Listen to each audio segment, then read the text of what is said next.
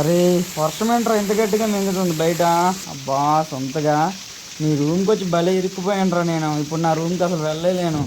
సర్లే బయట కూల్గా ఉంది కదా క్లైమేట్, రూమ్లో ఏదైనా చేసుకుందామని మాకు వచ్చి రెండు రెసిపీని స్టార్ట్ చేసేసాం. మేము ఈరోజు కుకింగ్ చేస్తున్నాం గైస్. ఈరోజు మా కుక్కర్ వచ్చేసి మన అల్లు సంతోష్.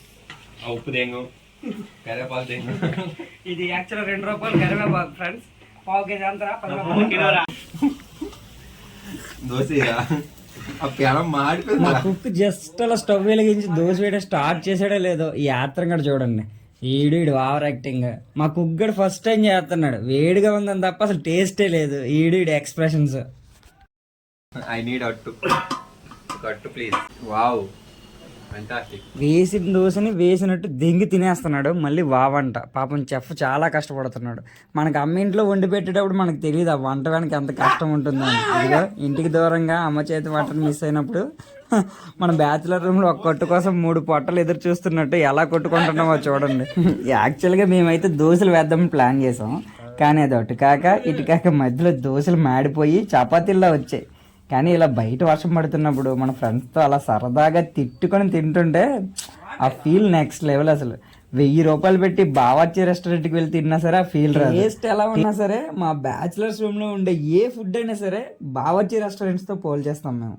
ఏ బ్యాచులర్ రూమ్లో అయినా సరే వంట చేసేది ఒకడు, వెజిటేబుల్ కట్ చేసేది ఒకడు, డిషెస్ వాష్ చేసేది ఇంకొకడు. దరిద్రం ఏంటంటే ఈ రూమ్లో అన్నీ నాతోనే చేస్తారు. వేడిగా ఉన్నా సరే ఊదుకొని మరీ తినేస్తున్నాం. బయట వర్షం తగ్గట్లేదు, కలిపిన దోశపిండి అయిపోయింది. అసలు తిన్నట్టే అనిపించలేదురా అంటే మా ఆత్రం కూడా 1 లీటర్ మిల్క్ ప్యాకెట్ తీసుకొచ్చి టీ చేయమన్నాడు. టీ చేసాను కానీ వితౌట్ టీ పొడి అనమాట. అసలు టీ పొడే లేదు అందులో.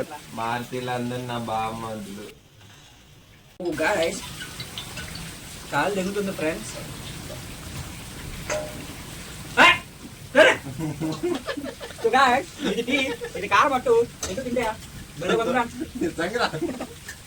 హాస్టల్లో అయితే ఖర్చు ఎక్కువ.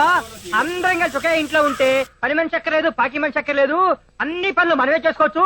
ఎప్పుడు పడితే అప్పుడు రావచ్చు, ఎప్పుడు పడితే అప్పుడు పోవచ్చు అని చెప్పావు.